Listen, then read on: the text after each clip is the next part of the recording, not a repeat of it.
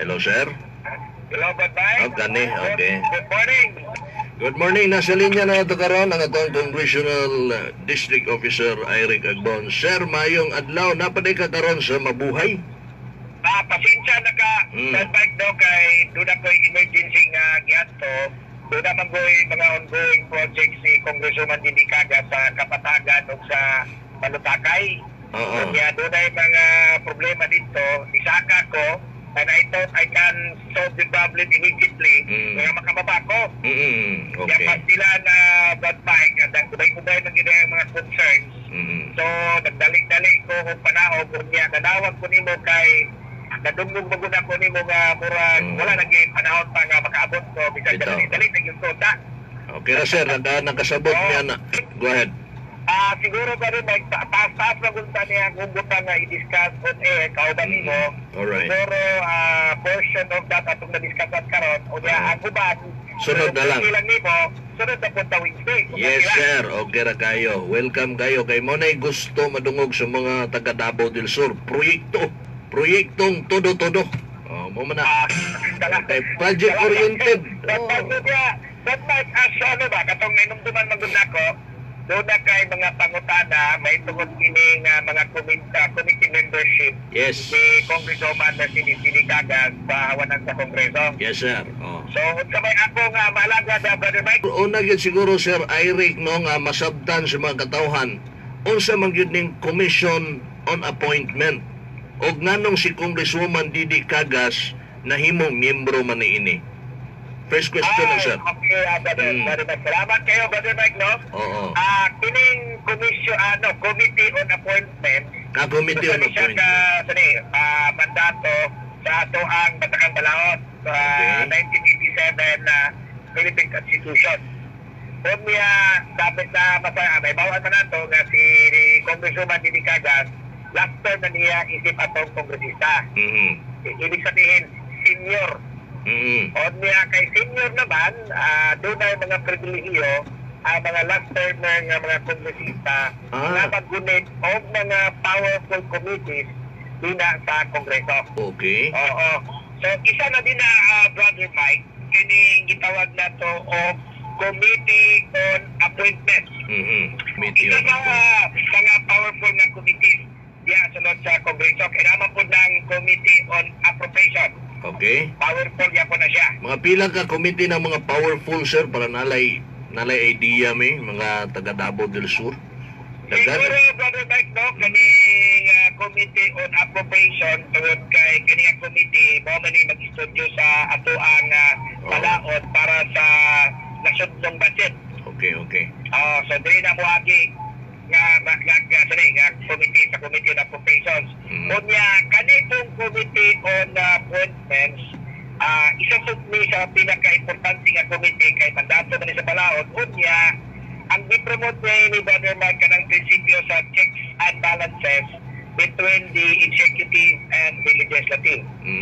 Kundi na dia si Congresswoman karon, miyembro siya ni anak karon, Committee on Yes, Appointment. Brother Mike. Okay. Yes, Brother Mike. Member si Congresswoman Didi Cagas sa Committee on Appointment, and it is composed of 24 members, 12 from the Congress or the House of Representatives, and another 12 from the Senate. Okay. Oo. Unya ang iyahang presiding officer, ang Senate President as ex-official member. Okay. So, ibig sabihin, 25 sila tanan, pero 24 lang yun pwedeng buboto kay ang Senate President, presiding officer lang man siya, ex-official member. So naa day nahitabo nga election ani sa ilaha. Yes, Brother Mike, sa part sa Congress, Congresswoman Didi Cagas was elected, nominated and elected to become a member of the Committee on Appointments. Isa ka nag-nominate sa iya, sir. Sa Senate.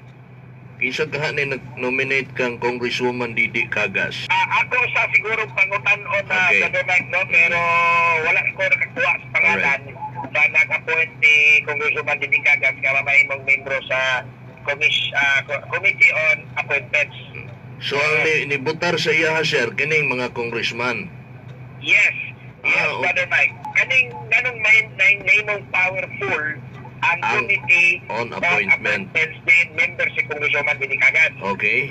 Kay tungod Brother Mike, kaning Committee on Appointments, mo kini mo confer, mo concord sa mga appointments na i-issue sa Presidente sa Nasod. Oh. Mo na ka-importante ang maong Committee on Appointments tungod kay katong mga appointed positions o mga posisyon na kinanglan ng appointment sa Presidente, dili sila pwede nga moderate lingkod sa ilang tagsa-tagsa ka opisina kung dili kini makonform. Ang maong Committee on Appointment mo approve sa mga appointments nga pirmahan sa Presidente sa Nasod.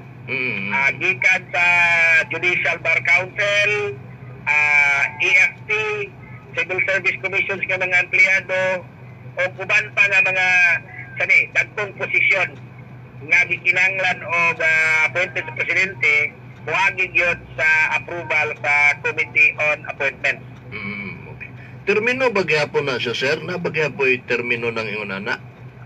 Ang member sa Committee on Yes, sir. Appointments? Yes, sir. Yes, of course. Ang gihapong termino, tulo ka tuig po. Tulo ka tuig Parehara po. po sa parehara po sa terminos congressman. So pagka after 3 years, siyempre mag-ilig naman po taglaing laing representative. Mag-ilig na po sila og another 12 member of the Congress na mo representar dito sa Committee on Appointments. So kana, sir, kay siya membro naman siya aning nga komitiba, naa siya opisina diha sa Manila, sa Senate ba na? Sa Senate, brother, kay ang may tabo bang good, Brother Mike, ang tanang member sa Committee on Appointments, doon na sila igunitan po nga mga ako sa tanawan, Brother Mike, kaya na mag-usay primer, Brother Mike. Okay. Nag-discuss ining betawag ni Commission on Appointments, ilang mga rules. Ang Commission on Appointments, na sila yung pag-brother, DC, 24 ka committees. 24? Okay. Yes. So, ibig sabihin, ang matag member na nag-represent sa Congress o sa Senate, maggunit po sila og mga standing committee. I see. Oo. Okay. Sa Commission on Appointments. Example ni Brother Mike, kaning Committee on Foreign Affairs, Committee on National Defense, kaya for example, si President Duterte tunay i-promote yung general, for example. Before na niya ma-appoint, muhagi siya sa Commission on Appointments o niya ang maong dokumento ihatag dito sa Committee on National Defense for estudyuhan. Okay. Saka sila i-discuss sa entire body o indang beton nila before nila aprobahan dahil committee nga mo studio sa application or nomination or appointment sa maong, for example, general ba na siya, may mo siyang Secretary sa National Defense, muagi sa mga committee. So, ang Commission on Appointments, doon na rin, dili na 24 ba doon, 23. 23 standing committees. Alright. Standing committee. So, I'm sure, wala pa man nag-convene ang Commission on Appointments. May bawaan na to na Brother Mike, ini-convene nila, may bawaan na to kung unsa nga standing committee ang posibleng magunitan ni Congresswoman Dini Cagas. But it doesn't mean na kana lang nag-committee ang focus kay ang sinataran man ang buboto kung approve ba o dili ang appointment sa katong gi-recommend si Presidente. So, ingana, Brother Mike, no, ingana ka powerful ang maong Commission on Appointments o nga mandato kini sa atong 1987 Constitution para doon na gitawag nato og checks and balances. Kaya doon na mag-experience way back atong katong panahon pa sa rehimeng Marcos. Sa 1971 man ata nga Constitution, iwala ning Commission on Appointments. Ibig sabihin, ang Presidente gitagaan nag-sole authority na mo-appoint. Wala check and balances. So, na abuso ang maong gawom. So, after the EDSA Revolution, sa atong 1987 nga konstitusyon i-appeal gyud nga dunay gitawag nato og commission on appointments para dunay checks and balances. Ang gahom kong authority sa presidente nga mag-appoint. So, ing anak ka-importante ng Committee on Appointment. Ing anak ka-importante. Yes, Check and balance. Para dili ma-abuse Di ma-abuse. ang authority sa executive, chief executive nga mo appoint. Doon na pa yung mga laing committees, committee membership, si Congresswoman Didi Cagas, and as far as I know, Commission on Appointments, at tapos doon na siya membership sa Committee on Higher Education and Tourism. Okay. Tulo. Busy yun kay mo na, sir. Busy ka ba nun? Kunya, dali Mike, kung okay lang ka, by next week siguro, diskasan na to ang mga nagunang mga proyekto programa ni Congresswoman Didi Cagas, labi na dito mga priorities niya for 2020. Next week po, sir. Next week po. Excited may makadungog na. Next week po, Brother Mike, next week. Okay. So, nagihapon ang kuan, sir, no? Kani mga proyekto sa mga tulunghaan. Yes, apin na, Brother Mike, no? Atay mo na listahan, ato niyang basahon na sa sunod semana, ang mga proposed na mga proyekto ni Congressman Didi Cagas nga atong ipan ay na ma-appeal sa ato ang General Appropriations Act for 2020. Sir, isa sa gina-focus karon sa provincial government kining industrialization o tourism. Sayon ko, sir, kang Congresswoman Didi Cagas, ang tourism magpadayon gyapon. Yes, Brother Mike, and in fact, sa ato ang budget ni Congresswoman Didi Cagas for 2020, kung hindi ko masayo, Brother Mike, 60%. Tourism. Tuwa niya, 60% sa iyang budget.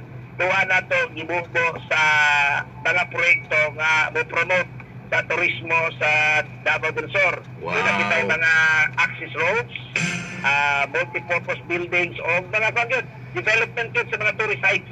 Wow. O kanina napansin po na sa mga taga Davao del Sur, sir, nga diri sa probinsya na to, grabe na ang mga simentadong kalsada. Isa giday dinhi nga i-promote ni Congresswoman Didi Cagas ang tourism. Kailangan unahon gyud pud ang kalsada kay usao man nato pagadto sa tourist spot kung pangit atong dalan. Tama.